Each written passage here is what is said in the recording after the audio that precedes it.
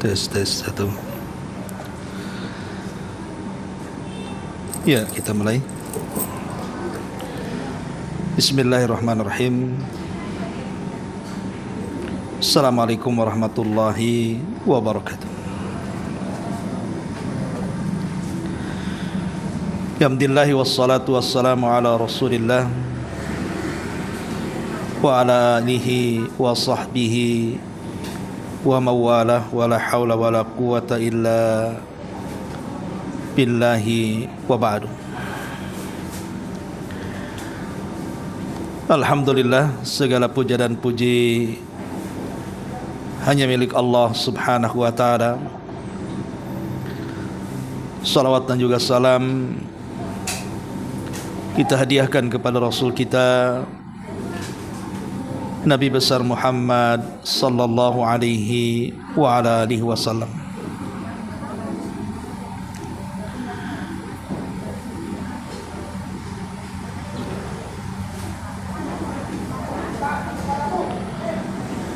Alhamdulillah, di sore hari ini karena informasi terakhir dari Ummu Reza, kitab sejarah yang kemarin kita akan kaji rupanya sudah habis atau tidak terbit lagi, dan saya sarankan kitab sejarah yang kita akan kaji mungkin mengacu kepada kitab Rahiq Al-Makhtum karya Al-Mubarakfuri, dan itu sangat bagus sekali karena kitab itu juga salah satu kitab peraih Nobel dari ulama sejarah Saudi Arabia dan tidak terlalu panjang dan juga tidak terlalu singkat sehingga layak untuk kita kaji. Tapi karena kitabnya juga belum terpesan, maka di sore hari ini kita akan memulai pembahasan sejarah kita dari kisah kelahiran Nabi sallallahu alaihi wa ala alihi wasallam. Ma'asyiral muslimin wal muslimat rahimakumullah.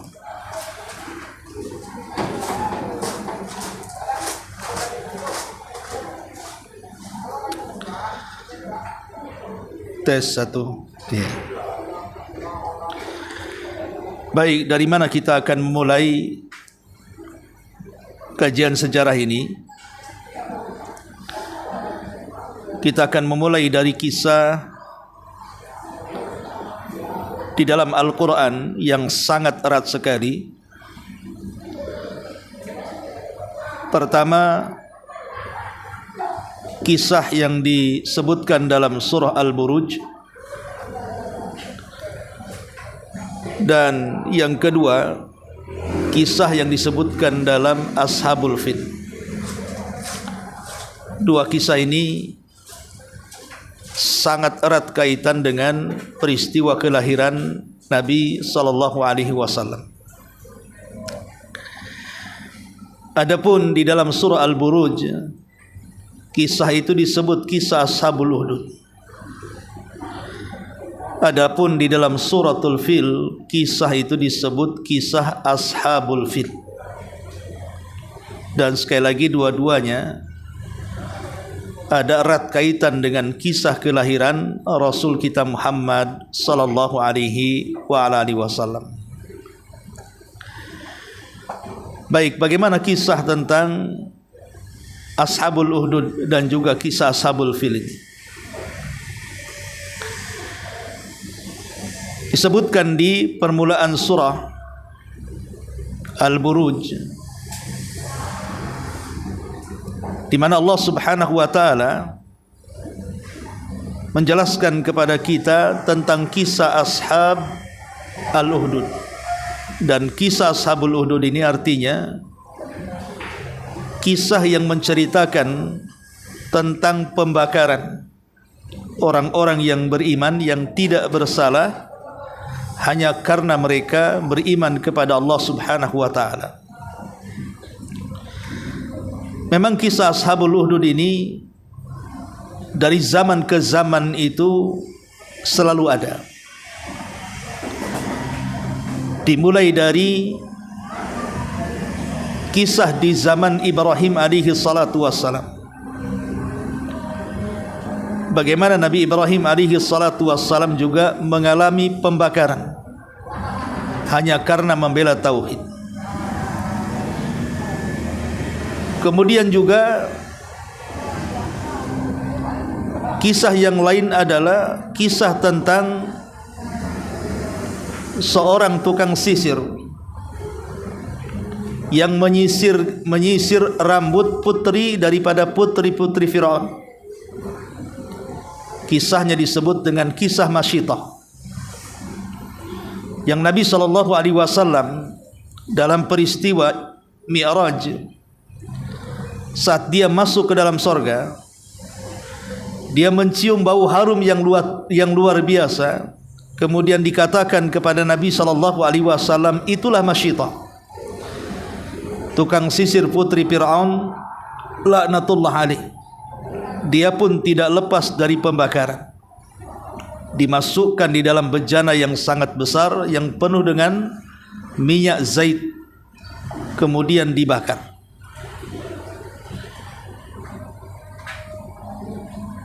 Kemudian juga kisah pembakaran itu terjadi juga pada kisah ashabul Uhdud yang kita akan ceritakan. Bagaimana kisahnya? Di dalam suratul Buruj Allah Subhanahu wa taala berfirman, Qutila ashabul Uhdud an-nari dzatil waqud idhum 'alaiha qu'udun wa hum 'ala ma yaf'aluna bil mu'minina syuhud wa ma naqamu minhum illa ay yu'minu billahil azizil hamid alladzi lahu mulkus samawati wal ard wallahu 'ala kulli syai'in syahid. Binasalah orang-orang yang membuat parit-parit berapi itu,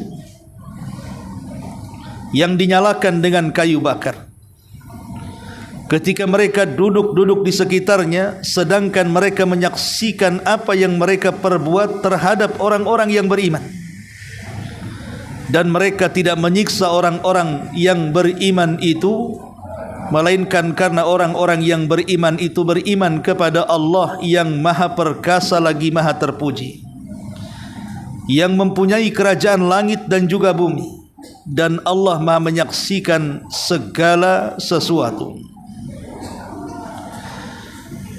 Ma'asyiral muslimin wal muslimat rahimani wa rahimakumullah. Bagaimana kisahnya? Kisah selengkapnya ini sebenarnya dicantumkan dalam sebuah hadis, di mana hadis ini dikeluarkan oleh Imam Muslim dalam nomor urut hadis ke-3005 dari seorang sahabat Nabi SAW yang bernama Suhaib radhiyallahu anhu. Jadi kisahnya, dahulu di negeri Yaman ada satu daerah yang disebut dengan Najran. Dan Najran ini rata-rata masyarakatnya mereka beriman kepada Allah Subhanahu wa taala, beragama dengan agama Nabi Isa alaihi salatu wassalam. Karena di zaman itu tidak ada agama yang paling benar kecuali orang-orang Nasrani, karena Islam belum ada. Lah, orang-orang Najran itu betul-betul memegang ajaran Nasrani, tapi ajaran Nasrani yang benar. yang tidak menuhankan Isa, tidak mengatakan Isa satu di antara tiga Tuhan, apalagi mengatakan Isa itu adalah Tuhan itu sendiri. Jadi mereka murni betul-betul mengikuti ajaran Isa bin Maryam, mentauhidkan Allah Subhanahu wa taala. Disitulah seorang raja memimpin negeri ini. Raja ini namanya Dzu Nuwas. Biasa raja Yaman, mereka kalau digelar itu menggunakan kalimat Dzu. Seperti contohnya Dzulqarnain, dimulai dengan kalimat Dzu. Makanya ada yang mengatakan Raja Dzulqarnain itu berasal dari Yaman, karena dimulai dengan kata Dzu. Maka di sini juga ada seorang raja namanya Dzu Nuwas. Dia murtad dari agamanya, kemudian menganut Yahudi karena ingin memperluas politiknya. Karena ada padri-padri Yahudi itu menyokong dia dari belakang dan menjanjikan kekuasaan besar, bukan hanya Yaman tapi jazirah Arab secara keseluruhan akan dikuasai kalau dia beralih agama. Maka Dzu Nuwas juga akhirnya berpindah dari Nasrani menjadi Yahudi. Bayangkan rajanya Yahudi, masyarakatnya Nasrani. Apa yang terjadi? Ya.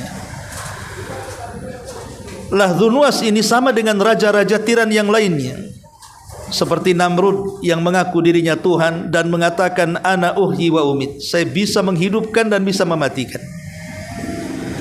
Atau seperti Fir'aun setelahnya yang mengatakan ana rabbukumul a'la, saya Rabb kalian yang paling tinggi. Ma alimtu min ilahin ghairi, aku tidak tahu ada Tuhan selainku, kata Fir'aun. Maka Dzu Nuwas juga sama, dia mengaku Tuhan. Jadi dia raja yang mengaku Tuhan.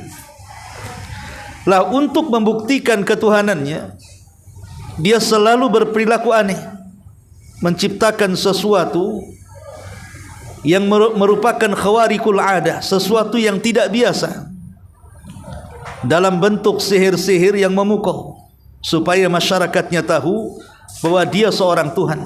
Ya, karena di belakang Dzu Nuwas ada seorang penyihir sakti. Lah tukang sihir inilah yang kemudian selalu membuat sihir supaya terkesan bahwa Dzu Nuwas ini seorang Tuhan. Makanya dia selalu membuat sihir supaya masyarakat Najran percaya bahwa Dzu Nuwas ini Tuhan. Sampai pada waktunya tukang sihir Dzu Nuwas ini kan sudah tua, khawatir kalau seandainya usianya tidak lama. Maka dia mengatakan kepada sang raja,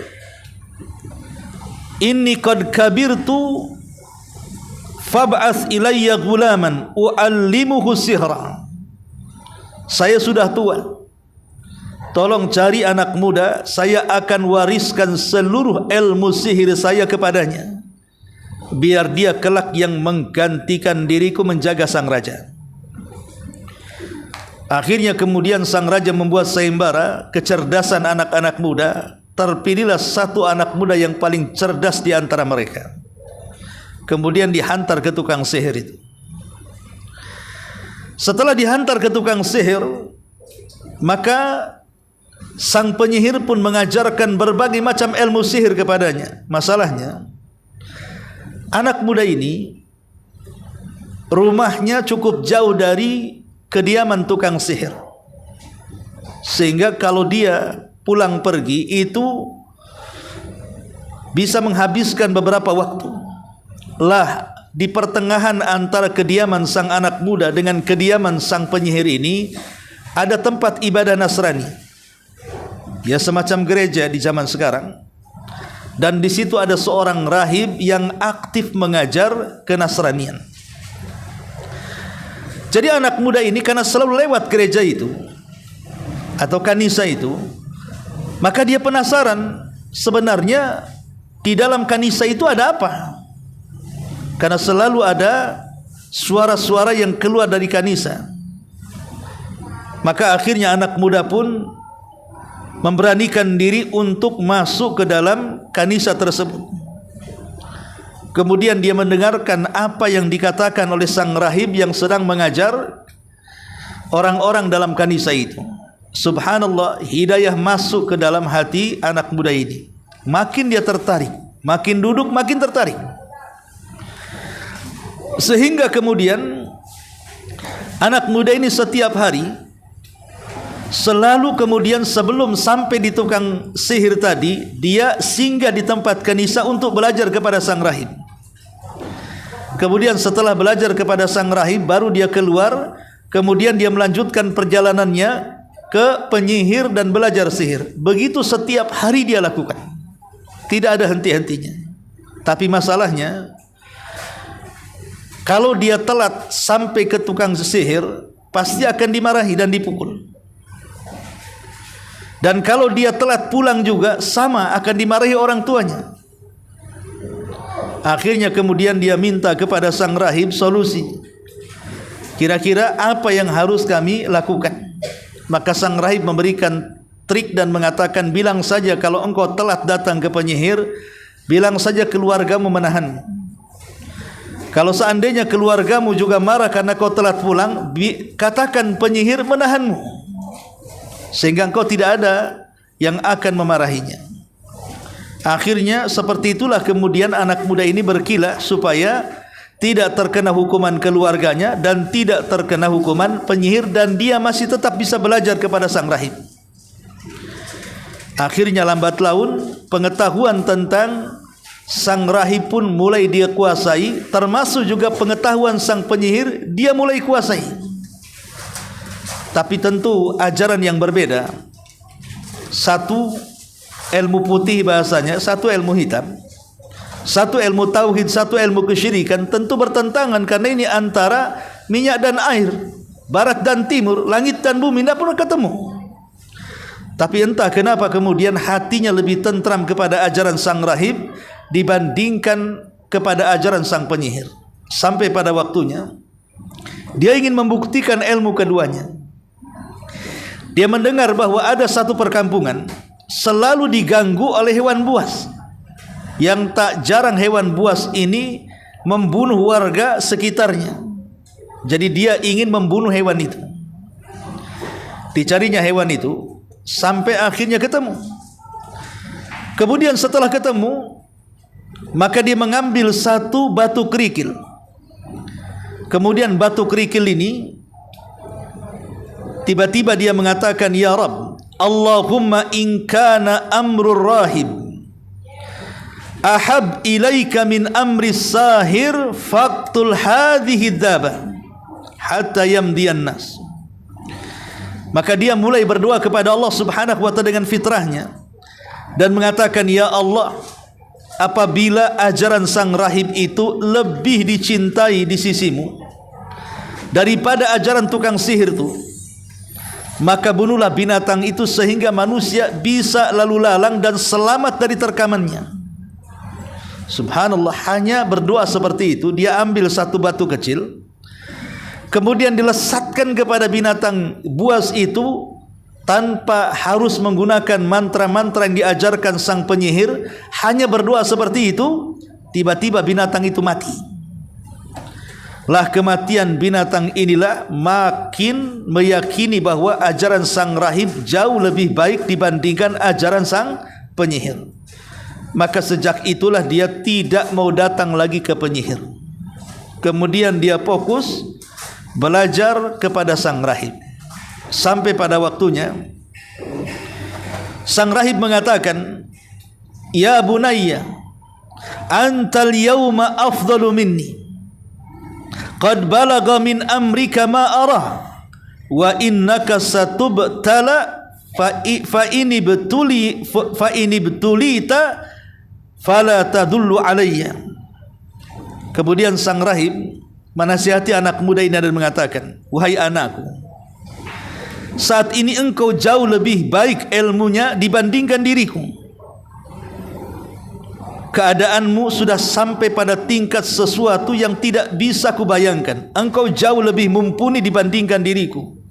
Tapi kata sang rahib ini mengatakan, engkau di masa depan akan mendapatkan banyak ujian. akan mendapatkan banyak cobaan. Kalau seandainya prediksiku benar, maka tolong jangan pernah menyebut-nyebut namaku. Akhirnya kemudian sang rahib pun menyuruh anak muda ini pergi dan jangan pernah kembali kepada kanisannya. Disuruh untuk mendakwahkan ajarannya. Sejak itulah anak muda berdakwah kepada manusia, menyebarkan agama Nasrani dengan cara membuat pengobatan di sana sini, sehingga dia sanggup mengobati orang buta, sanggup mengobati orang berpenyakit kulit, bahkan menyembuhkan orang yang cacat permanen, bahkan macam-macam penyakit bisa disembuhkannya. Itulah modal anak muda ini berdakwah. Jadi dia berdakwah lewat kesehatan. Jadi setiap ada orang yang datang kepadanya minta disembuhkan penyakitnya, maka dia katakan, engkau harus beriman dulu kepada Allah Tuhanku, baru aku akan meminta kepada Allah Tuhanku untuk menyembuhkan dirimu. Akhirnya banyak orang yang beriman diam-diam. Karena bagaimanapun kalau iman sampai terang-terangan, maka mereka akan dibunuh oleh raja yang tiran yang mengaku Tuhan Dzunwas itu. Makanya tanpa sadar ramai orang yang beriman tapi menyembunyikan keimanannya. Masalahnya sampai pada waktunya ada orang kepercayaan sang raja, ya sebut saja penasihat sang raja, dia mengalami kebutaan matanya, sehingga kemudian dia berusaha untuk mencari tabib dari berbagai macam daerah, tidak kunjung mampu menyembuhkannya. Sampai satu hari dia mendengar ada anak muda lihai dalam perobatan, sanggup mengobati banyak penyakit, bahkan penyakit buta sekalipun, bahkan penyakit permanen dia bisa menyembuhkannya. Penasaranlah sang penasihat raja ini. Akhirnya kemudian meminta dicarikan anak muda itu untuk mengobati kedua matanya. Setelah kemudian dicari dan ketemu, maka sang penasihat raja meminta kepada anak muda ini untuk disembuhkan penyakitnya. Tetapi kemudian anak muda ini mengatakan, innila ushfi ahadan innama yashfillah fa in anta amanta billah da'autullah fasyafak. Kemudian anak muda ini mengatakan, wahai sang penasehat, aku ini tidak pandai menyembuhkan siapapun. Yang menyembuhkan adalah Allah. Tapi jika engkau beriman kepada Allah Subhanahu wa ta'ala, aku akan meminta kepada Allah supaya penyakitmu disembuhkan. Entah kenapa kemudian sang penasihat raja ini sangat yakin dengan anak muda itu. Fa'amanna billahi fasyafahullahu. Dia pun beriman dan Allah pun sembuhkan kedua matanya. Akhirnya bisa melihat lagi. Ya. Satu hari ketika ada pertemuan sang raja, sang penasihat ini ikut duduk di samping sang raja. Sang raja heran, kenapa kemudian kedua matanya tidak buta lagi? Kenapa bisa melihat? Sehingga kemudian sang raja bertanya, man radda alaika basaru? Siapa yang mengembalikan pandangan? Entah kenapa secara refleks penasihat raja langsung mengatakan, Rabbi, Rabbi katanya, Rabbku wa Rabbukallah, dan Rabbmu Allah, dialah yang menyembuhkan penyakitku. Tentu sang raja marah, kok bisa menyebut Tuhan selain daripada dirinya, padahal dia mengaku Tuhan. Sehingga mengatakan, walaka Rabbi ghairi, apakah ada Rabb selainku katanya. Maka sang Perdana Menteri tetap mengatakan, ya Rabbi wa Rabbukallah, Tuhanku dan Tuhanmu adalah Allah Subhanahu wa ta'ala. Dari situlah kemudian dia pun marah dan mengatakan, tangkap orang ini, siksa sampai dia mengakui ketuhananku. Akhirnya dimasukkan ke dalam penjara, kemudian disiksa habis-habisan. Kemudian ditanya, siapa yang menyembuhkan penyakitmu? Karena tidak tahan dengan siksaan, maka dia mengatakan, yang menyembuhkan penyakitku adalah seorang anak muda. Sang raja Dzunwas marah dan mengatakan, tangkap anak muda itu. Tangkap anak muda itu. Akhirnya kemudian ditangkap. Setelah ditangkap, maka sang raja mengatakan, wahai anakku, bukankah engkau orang yang kupilih untuk belajar sihir ke penyihirku? Dan engkau sudah sampai seperti ini sihirmu, mampu menyembuhkan penyakit ini katanya. Kata sang raja, bagaimana kalau seandainya irji an dinik, kembalilah dari agamamu, sembahlah diriku. Jadi sang raja meminta kepada anak muda itu, tinggalkan apa yang sudah kau lakukan, sembahlah diriku. Tapi anak muda ini tidak mau. Ketika tidak mau, kemudian sang raja curiga, ini pasti bukan gurunya sang penyihir. Karena sang penyihir itu patuh kepada dia, pasti ada guru lain. Sementara sang rahib sudah mengatakan kepada anak muda ini, kalau terjadi sebuah musibah jangan menyebut namaku. Tapi karena tidak tahan dengan siksaan sang raja, akhirnya anak muda ini pun mengaku siapa yang telah mengajari kepengetahuannya. Dia mengatakan sang rahib, kalau begitu tangkaplah sang rahib itu. Akhirnya dijebloskan 3 orang ini ke dalam penjara, sang rahib, anak muda sang tabib, dan juga sang pendana menteri ini. Kemudian raja pun ingin mengeksekusi mereka semuanya, memaksa mereka murtad, tapi 3-tiganya istiqomah. Akhirnya apa yang terjadi? Maka sang raja mengatakan kepada 3 orang ini, kalau tidak kembali kepada agamamu, menyembah diriku dan meninggalkan Tuhan kalian, maka saya akan gergaji kalian. Akhirnya kemudian 3-tiganya istiqomah. Kemudian sang raja pun fada abil minsyar, memerintahkan orang untuk membawa gergaji. Fawadu al minsyar fi mafriki ra'si, fashaqqahu hatta waqa'a shiqahu, thumma ji'a bijalisil maliki. Setelah sang raja kemudian memanggil tukang gergaji, datangkan si rahib itu katanya. Kemudian setelah datangkan si rahib, kata sang raja, belah 2 dengan gergaji badannya. Maka dibelahlah sebelah sini, belah 2, ya, meninggal dunia. Setelah meninggal dunia, datangkan si penasihat itu, lakukan hal yang sama. Sebelum digergaji, kata sang raja, murtadlah engkau dari agamamu, sembahlah aku. Tapi sang penasihat karena sudah beriman dengan betul-betul yakin, dia pun tidak mau murtad. Akhirnya digergaji menjadi 2, sama seperti yang dilakukan kepada sang rahib, dan dua-duanya meninggal dunia. Boleh jadi inilah yang diisyaratkan Nabi SAW dalam hadis yang cukup panjang dari Khabbab ibn Arad radhiyallahu an. Saat Khabbab ibn Arad tidak tahan, setiap hari disundut dengan besi panas oleh majikannya. Kemudian dia datang menemui Rasul yang ketika itu Rasul sedang bersandar di kiswah Ka'bah. Kemudian Khabbab mengatakan, ya Rasulullah, ala tad'ulana ala tastaghfir lana. Rasul, tidakkah kau berdoa kepada Allah, minta pertolongan agar cepat pertolongan itu datang kepada kami? Aku sudah tidak tahan dengan besi-besi panas itu. Maka Rasul mengatakan, ya Khabbab, kemenangan itu akan datang, tapi engkau tergesa-gesa. Ingat ya Khabbab, dahulu ada orang yang dikubur hidup-hidup tapi tidak melepas keimanannya. Ada orang yang kemudian dikelupaskan daging dari tulang mereka dengan sisir besi, tidak juga meninggalkan keimanannya. Dan juga ada orang yang digergaji dengan gergaji besi sehingga terbelah 2 badannya pun tidak meninggalkan keimanannya. Boleh jadi syarat Rasul kepada kisah Ashabul Hudud, mengatakan ada manusia dulu ya Khabbab digergaji menjadi 2 tetapi tidak pernah meninggalkan keimanannya. Ya Khabbab, kemenangan akan datang kepadamu sampai orang-orang yang berjalan dari Son'a ke Hadral Maut tidak takut kecuali kepada Allah Subhanahu wa taala. Jadi Rasul sudah mengisyaratkan dari sabdanya kepada kisah Ashabul Hudud itu, dengan mengatakan dulu ada orang yang digergaji, badannya terbelah menjadi 2 tapi tidak pernah meninggalkan agamanya.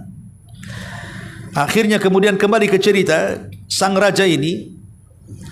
Kemudian setelah keduanya meninggal dunia, sang rahib dan sang penasehatnya, maka dia mendatangkan si anak muda dan mengatakan, irji an dinik, kembalilah dari agamamu, sembah aku. Tetapi kemudian dia pun enggan dan mengatakan, aku tidak akan menyembahmu, aku hanya menyembah Allah Subhanahu wa taala saja.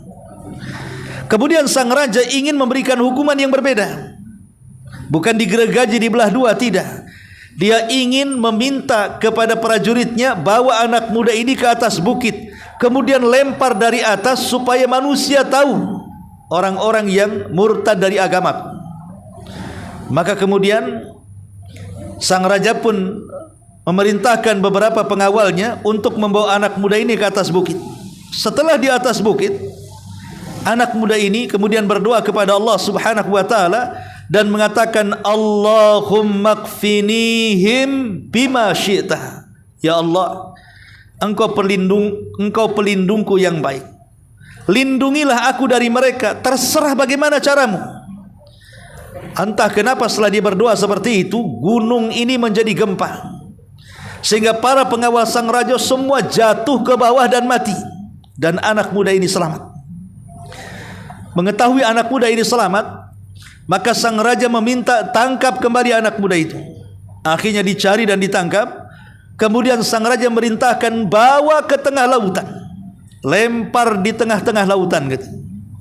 Akhirnya kemudian pengawal-pengawal raja membawa anak muda terikat dalam perahu, kemudian dibawa ke tengah lautan.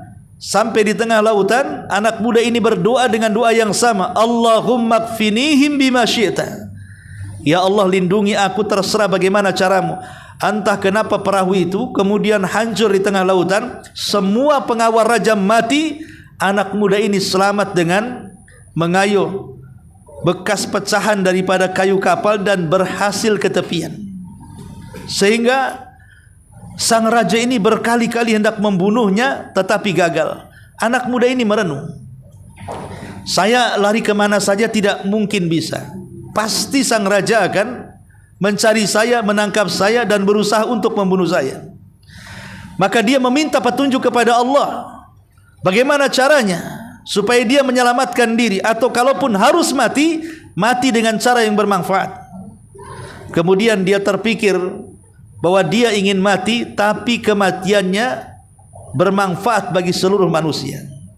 Kemudian dia datang menyerahkan diri kepada sang raja dan mengatakan, sesungguhnya engkau ingin membunuhku sangat mudah sekali. Aku punya satu anak panah, kau siapkan busurnya.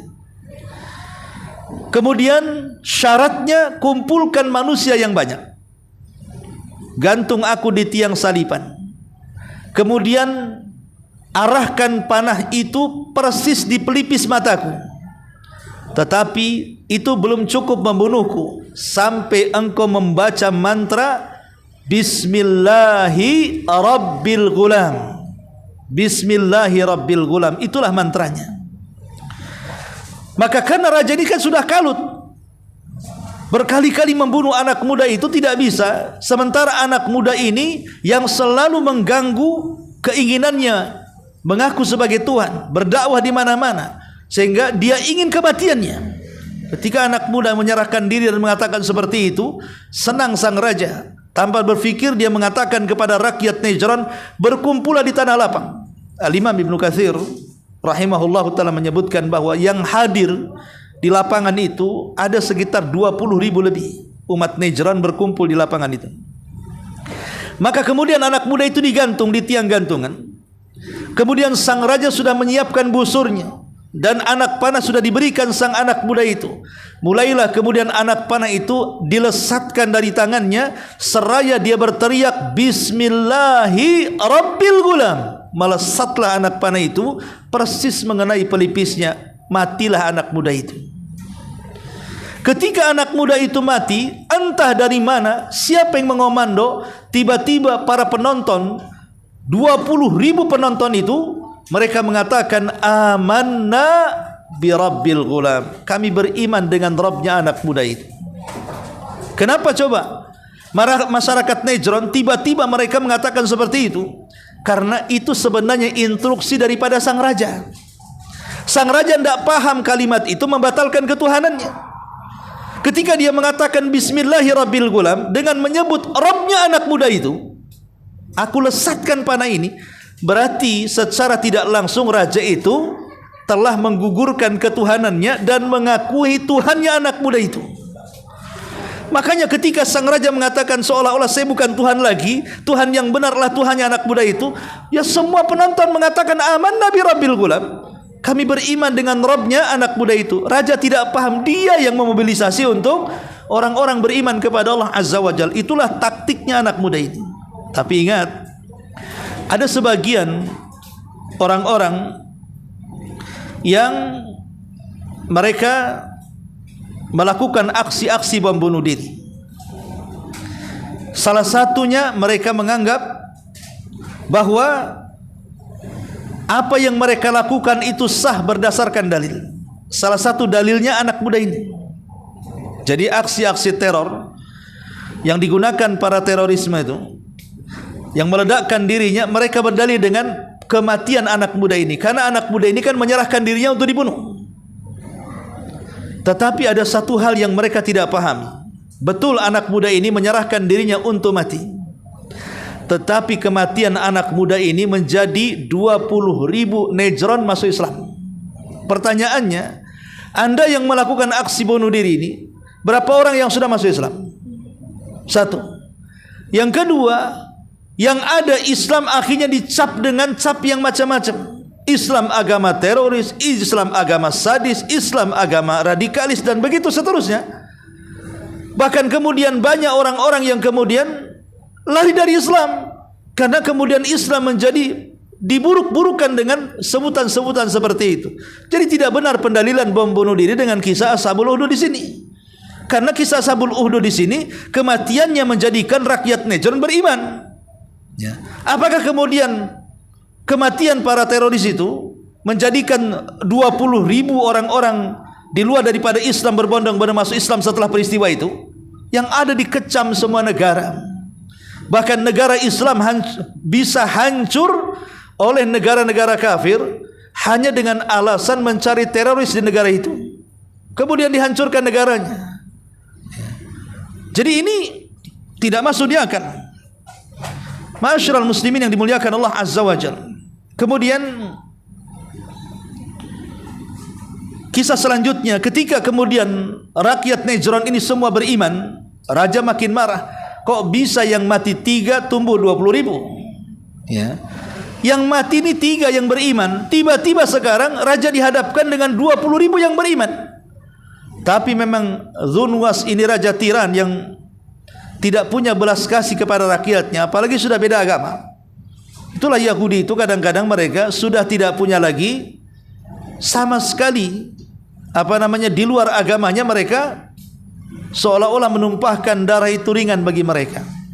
Makanya kemudian raja mengatakan kepada seluruh prajuritnya, tutup gerbang, jangan ada satupun yang lari dari gerbang ini. Akhirnya gerbang ditutup. Mau lari kemana masyarakat tanpa senjata? Kata sang raja, gali parit, letakkan kayu bakar sebanyak-banyaknya, bakarlah kayu itu senyala-nyalanya. Setelah kemudian terbakar nyala sampai meninggi setinggi istana saking banyaknya kayu yang dibakar, maka raja menginstruksikan kepada setiap orang yang sudah mengatakan beriman kepada Rabb anak muda itu untuk masuk ke dalam api itu. Masuk ke dalam api atau akui aku Tuhan kalian. Subhanallah, Allah takdirkan sebanyak itu semua istiqomah dan tidak ada yang murtad. Kenapa? Coba rahasianya. Karena sesungguhnya mereka sudah beriman dengan Tuhan anak muda itu. Anak muda itu sudah lama melakukan praktik pengobatan dan berdakwah keliling. Cuman mereka menyembunyikan keimanan mereka. Ketika itu mereka harus menampakkan keimanannya. Maka tampaklah istiqomah. Guru mereka sudah meninggal, anak muda itu. Lalu apa yang mereka inginkan? Tentu mereka mencari qudwah, mencari uswah, kan itu ya. Kalau setinggi anak muda itu siap berkorban untuk agamanya, kenapa kami tidak? Makanya satu-satu masuk ke dalam api. Sampai ada seorang wanita menggendong bayi, sempat ragu-ragu karena bayinya bicara dan mengatakan, ketika itu bayinya ketika akan dilempar oleh prajurit, kemudian prajurit mengatakan, sebaiknya wahai wanita kau sembahlah si raja itu supaya bayimu selamat. Tapi bayi ini mengatakan, jangan pedulikan ucapan dia, lemparkan badanmu ke dalam api, nanti kita akan berjumpa di sorga. Dari situ kemudian tidak ada yang tersisa satu pun kecuali masuk ke dalam api dan terbakar. Makanya kisahnya disebutkan dalam surah Al-Buruj sebagai kisah Ashabul Uhdud, kisah pembakaran dalam parit api orang-orang yang beriman. Itulah kisahnya. Tetapi Allah Subhanahu wa taala berfirman, "Wala tahsabannallaha ghafilan amma ya'malu zalim." Ingat, jangan kau kira Allah itu lalai dari setiap perbuatan orang-orang yang melakukan kezaliman. Apalagi kezalimannya itu sudah menghilangkan 20.000 nyawa orang-orang yang beriman. Tentu Allah tidak mungkin biarkan kezaliman begitu saja. Karena juga Rasul mengatakan, "Ma min dzambin ajjalallahu uqubatahu fid dunya qabla al-akhirah al-baghi wa qati'atur rahim." Tidak ada dosa yang disegerakan azabnya di dunia sebelum akhirat melebihi dosa kezaliman, kata Nabi. Allah takdirkan dari 20.000 orang itu, rupanya ada satu orang yang selamat. Entah bagaimana caranya selamat satu orang ini, saya lupa namanya. Dia selamat. Kemudian ketika dia selamat, dia lari dari Najran kemudian menuju Syam. Syam ketika itu adalah kerajaan Nasrani terbesar di dunia. Disitulah berdiri kerajaan Romawi. Dan ketika itu memang kerajaan terbesar dikuasai Nasrani di dunia di zaman itu, dan pusatnya di Syam. Jadi penduduk Najran yang selamat ini mengadu kepada raja yang ada di Syam bahwa saudara-saudara mereka yang seagama sudah dibantai di Najran. Ya kayak kita lah, kalau kita melihat pembantaian saudara kita di Palestina kan kita marah juga kan begitu ya. Maka sesama Nasrani di zaman itu juga marah. Maka sang raja kemudian marah dengan kemarahan yang luar biasa, hampir mengirim pasukan untuk membantai Najran. Tapi dia berpikir Najran terlalu jauh daripada Syam. Yang dekat dengan Najran adalah Najasyi, Raja Habasyah. Maka Syam rajanya mengirim surat kepada koleganya, kepada sekutunya yang ada di Ahbash, Ethiopia, agar merekalah yang menyelesaikan urusan pembakaran orang-orang Nasrani di Najran. Maka dengan senang hati Najasyi, ya Najasyi di zaman itu bukan Najasyi di zaman Nabi. Kalau Najasyi di zaman Nabi beriman kepada Allah, ya namanya Ashamah ibn Afzur. Maksudnya Najasyi sebelumnya, karena Najasyi itu istilah lakob bagi raja Ethiopia. Sama dengan Romawi punya istilah raja namanya Kaisar. Kemudian Persia ada namanya Kisra gitu ya. Kemudian Yaman ada namanya Tuba dan begitu seterusnya. Kalau di Jawa Tengah ada namanya Mangkubuwono gitu ya. Istilah-istilah raja ya. Jadi akhirnya kemudian Najasyi pun mengerahkan pasukan besar untuk menghancurkan Najran sehancur-hancurnya. Disinilah kemudian Najasyi mengirim 2 artileri pasukan yang besar dipimpin oleh 2 jenderal. Pertama Ar-Riyad dan yang kedua Abraha. Disinilah muncul nama Abraha yang kelak akan menghancurkan Ka'bah tapi dihancurkan burung ababil. Jadi Najasyi mengirim 2 jenderal terbesar dan terbaiknya. Pertama Ar-Riyad, jenderal pertama, dan wakilnya namanya Abraha. Dikirim pasukan besar, kemudian menghancurkan Najran sehancur-hancurnya. Jadi kerajaan Najran yang dipimpin Zunwas tumbang di tangan Ar-Riyad dan juga Abraha. Bahkan kemudian Zunwas yang mengaku Tuhan akhirnya ditenggelamkan di lautan dan mati dengan keluarganya di lautan. Dari sini resmi Najran yang merupakan ketika itu adalah ya ibu kota Yaman di zaman itu jatuh ke tangan orang-orang Ahbash. Lah sejak itulah Yaman dikuasai orang-orang Ethiopia. Lah ketika itu Ar-Riyad yang berkuasa karena memang dia jenderal utama. Lah Abraha ini diam-diam kemudian dia tidak suka. Kenapa dia yang memimpin? Harusnya aku. Dan tidak mungkin dalam satu gunung 2 singa. Dia harus membunuh si Ar-Riyad ini. Entah bagaimana cara dengan kepandaian politiknya si Abraha ini, ketika duel adu tandung dengan Ar-Riyad, dengan kericikannya dia bisa membunuh Ar-Riyad. Maka ketika Riyad ini mati, Abraha menjadi penguasa Najran di zaman itu. Lah Raja Najasyi mendengar kok bisa jenderal besarnya dibunuh oleh Abraha, ngamuk dia. hampir-hampir kemudian mengerahkan pasukan untuk menghancurkan Abraha. Tapi Abraha cerdas. Kalau sampai kemudian Najasyi turun tangan membawa pasukan, dia tidak akan selamat. Mau tidak mau dia harus tetap mengikut kepada Najasyi. Maka dia kumpulkan harta rampasan perang, kemudian tanah dari negeri Najran, kemudian rambut yang diiris dimasukkan ke dalam peti, kemudian dikirim ke Ahbash untuk menunjukkan kesetiaan Abraha, bahwa dia membunuh Riyadh bukan karena ingin menyerbu kembali Najasyi, tidak, tapi karena ada urusan pribadi. Intinya Abraha dengan berbagai macam dia merayu si Najasyi ini bahwa dia tetap berada di kekuasaan Ethiopia. Jadi Yaman punya cabang di Ethiopia punya cabang di Yaman, di mana Najran itu tunduk kepada kerajaan Ethiopia dan harus membayar upeti setiap tahunnya kepada Raja Najasyi. Setelah kemudian disepakati, maka resmilah Abraha ditunjuk oleh Raja Ethiopia menjadi cabang yang ada di negeri Yaman. Sejak itulah Yaman dikuasai orang-orang Ahbash, orang-orang yang berasal dari Ethiopia. Lah setelah kemudian Abraha ini lama hidup di Yaman dan berkuasa di Najran, satu hari Abraha ini melihat ada hal-hal yang aneh. Kok orang-orang Arab ini beda dengan kami orang-orang yang ada di Ahbash sana, di mana orang-orang Arab ini kok setahun sekali mereka datang ke Mekah mengagungkan Ka'bah. Ada apa? Akhirnya Abraha mengutus orang untuk meneliti Ka'bah. Disangkanya Abraha mungkin Ka'bah itu karena mungkin keindahannya, bangunannya yang luar biasa, yang tidak ada tandingannya dan begitu seterusnya. Itu yang dikira Abraha. Setelah mendapatkan laporan itu hanya seonggok batu, hanya dikasih kain. Kata Abraha, apa hebatnya? Kenapa itu diagungkan? Ya. Kata Abraha, aku bisa membuat bangunan yang jauh lebih hebat dibandingkan Ka'bah, dan aku akan kembalikan seluruh pandangan-pandangan kiblat mereka ke Ka'bah, ke bangunan yang akan aku bangun, katanya. Disitulah dia berencana membuat kanisa, membuat gereja, membuat kanisa termegah di zaman itu. Sampai-sampai pembuatannya seperti zaman Romusa lah, di zaman Belanda kita ini, di mana kalau orang datang setelah fajar maka akan dipotong tangannya.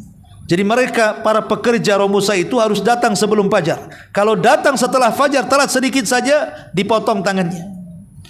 Sehingga kerja paksa itulah yang menjadikan kemudian orang-orang Yaman itu sangat membenci dengan orang-orang Ahbash ini. Ya sama dengan kita dengan Belanda lah kan begitu ya. Karena kita ini di kerja paksa zaman itu, kurang lebih seperti itulah. Tetapi kemudian akhirnya gereja ini dengan kerja paksa demikian rupa berhasil didirikan gereja yang paling megah, jadi kanisa yang paling tinggi, sampai-sampai tingginya kanisa itu orang-orang menyebutnya sebagai kulais namanya. Kulais itu diambil dari kalimat kolam suah. Kolam suah itu peci. Ya, saking tingginya pecinya terbang. Jadi kalau nenggak begini pecinya jatuh. Ah gini. Namanya kulais namanya. Saking tingginya itu bahasa mereka begitu. Ya, kulais saking tingginya kalau nenggak pecinya jatuh, maka disebut kulais. Ya. Itulah kanisa gerejanya Abraha di zaman itu. Ya. Lah setelah kemudian jadi diresmikan, maka Abraha mengirim surat kepada seluruh kabilah di Jazirah Arab untuk datang meresmikan gerejanya. Karena ingin memaksa mempindah kiblatkan dari Ka'bah ke gerejanya. Tapi Abraha tidak paham bahwa keyakinan mengagungkan Ka'bah adalah agama Ibrahim. Itu keyakinan yang menancap dan mengurat dan mengakar di tanah Arab. Tidak bisa serta-merta orang memalingkan keyakinan. Ya sama seperti orang Islam disuruh jadi Nasrani atau sebaliknya, kan susah itu keyakinan itu. Sehingga membuat marah orang Arab. Disitulah ada kabilah yang dekat dengan Ka'bah mengutus anak muda untuk melecehkan kanisahnya. Maka berangkatlah anak muda itu dari Mekah sampai ke Son'a, ya, ke Babul Yaman. Kemudian masuk ke dalam gereja tengah malam, dia pun buang hajat di tengah-tengah gereja. Ya tentu yang melakukan ini bukan Muslim.